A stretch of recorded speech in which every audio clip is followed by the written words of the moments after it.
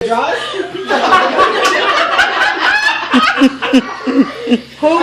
stuck on the fence?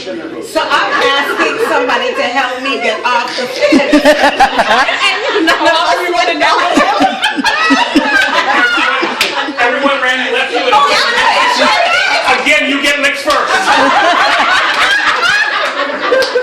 Going back to that story, what precipitated all of this for us running from our parents? It was Uncle Junie, Auntie Denise, and Valdi were living with us for a short period of time.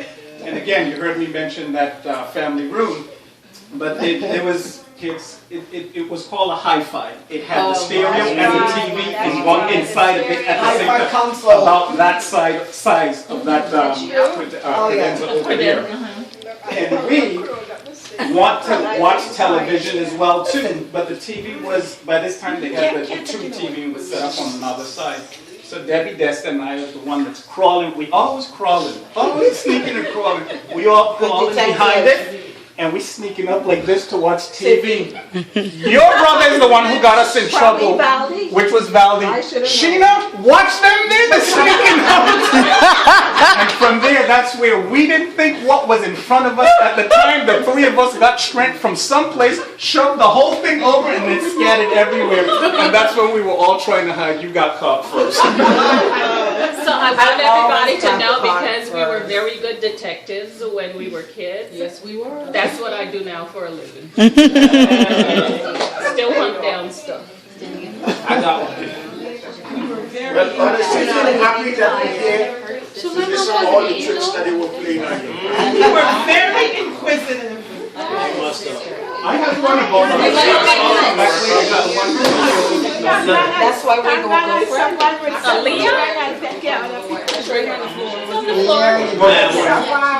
All right, I have one for the cousins, because the younger cousins. I was one of the younger cousins, and some of you that have older cousins, I'm gonna tell you why it's not always best to follow the lead.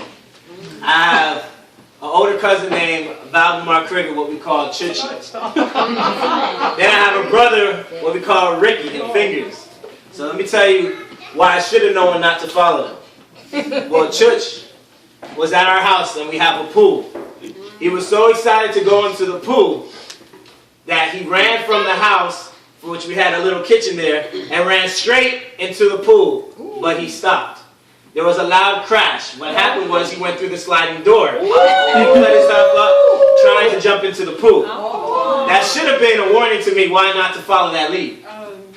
My brother, Home Alone, we had an actual Home Alone incident. My parents left. They had built a big addition, and we have a two-story bedroom, which their bedroom is like from here all the way to over there. So me and my brother were like, we have an awesome bed to go to. So we're having fun up there when he decided, let's play Truth or Dare. Well, the good thing is my dad always had guns in the house. We had our own gun, so we played with that gun, which was a rifle. It was an air rifle. Not to play with guns. Okay? Why not to play with guns? Yeah. Even guns that don't shoot real bullets. Right? So we had an air rifle. And she knows it. I told her finally as an adult. So, literally probably 6 months ago. So my brother has always been wilder and crazier than me and daring. Less smart. So, we playing with the gun and we pumping it, and just shooting in. So he goes from having the gun pointing here at the roof and everywhere else, okay, to pointing it at his crotch. And he tells me, of course, we had pumped it or whatever, do you dare me? I'm like, you stupid, you wouldn't do that. He's like, but do you dare me? I was like, you're an idiot. But do you dare me? I was like, yeah. He goes, okay. All you heard was,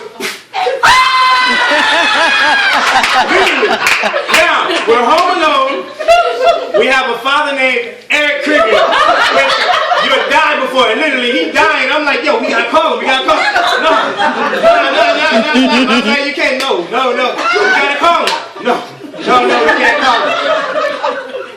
Fortunately, that vasectomy didn't work, and Dakota was born. But he wasn't dead for a long time.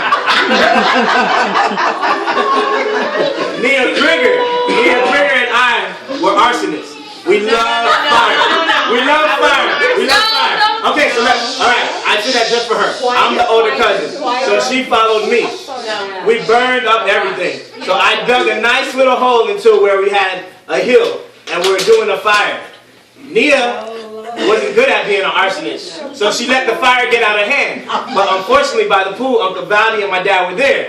So I had church shoes on, so I'm rushing to try to get the fire out by stomping on it, and I slide down, and I think the scar's still there. I slid down and cut up my foot. Now, easily I could have walked over them and told them, you know, I had a cut. But I was like, I limped up, tried to do it with alcohol, and have my mother care for it. But it was Nia's fault. That's arson. Now, a place where we used to go when real little was St. Croix. We always went there. This is why I should have known not to follow my brother and Chich. I'm following them. They're climbing the tree, and they're jumping down from the tree. They're climbing the tree, and they're jumping down from the tree. So I go up, and when I go to try to jump up, I slip, break the branch, and I get hung. So I'm hanging there by my neck. I come out the tree, so I'm good with my tree, right? Now they're just going around. This may not have been the same day, but it felt like the same day because I was always getting hurt. So I'm running behind them.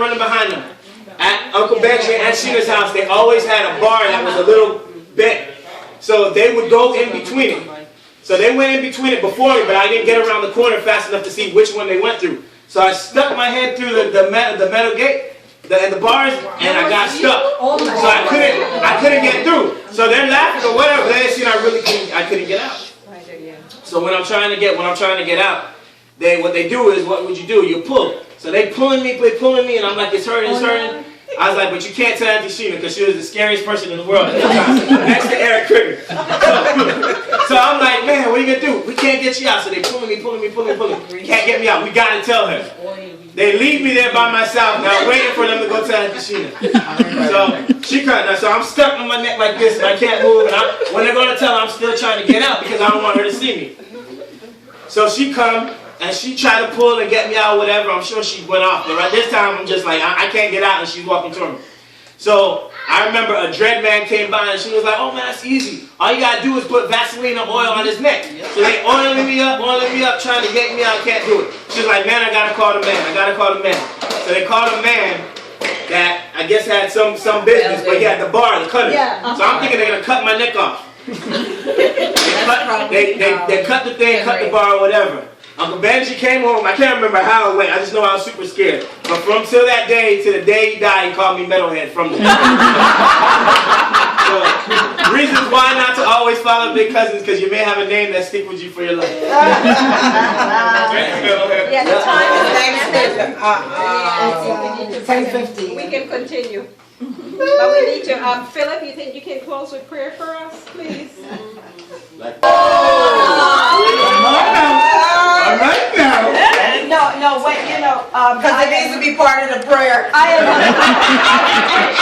I'm number 5 of 9, okay, and Denise is, there's one between me and her, but there's 9 years, between us. And I was always left to babysit for Junie, Valdi, Denny. And, they're very active children. So one Sunday, Denny, you probably don't remember this, but I think I had to bring water, fill up a wash can every Sunday morning, fill it up. And they would go sometimes and play in the water and stuff. Denise was playing in the water.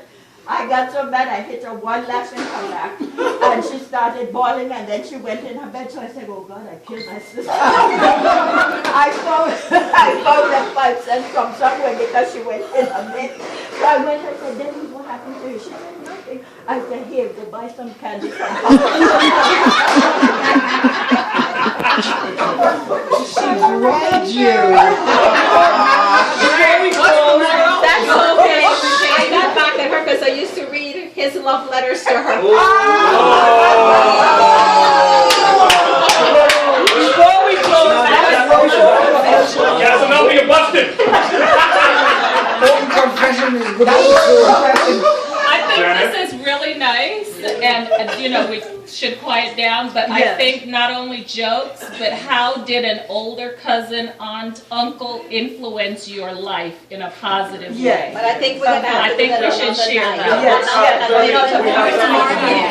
But I want to say before to share that our grandmother, Mama, Beatrice Christopher, would always sell candy at the school. And sugar cake. And I think the thing that was so funny is, as old as she was, the lady was smart and she was quick. She was devious. Yes, that's a good word for her. Not devious. She was a good A businesswoman. shrewd Okay, businesswoman. she was cunning at times. And what I remember her doing is, my mom would never want us to have candy because we were always trying to sneak out what my dad would buy for her. So when we went to school, I would go to my grandmother and say, Mama, can I have some candy? And she would give us whatever candy we want.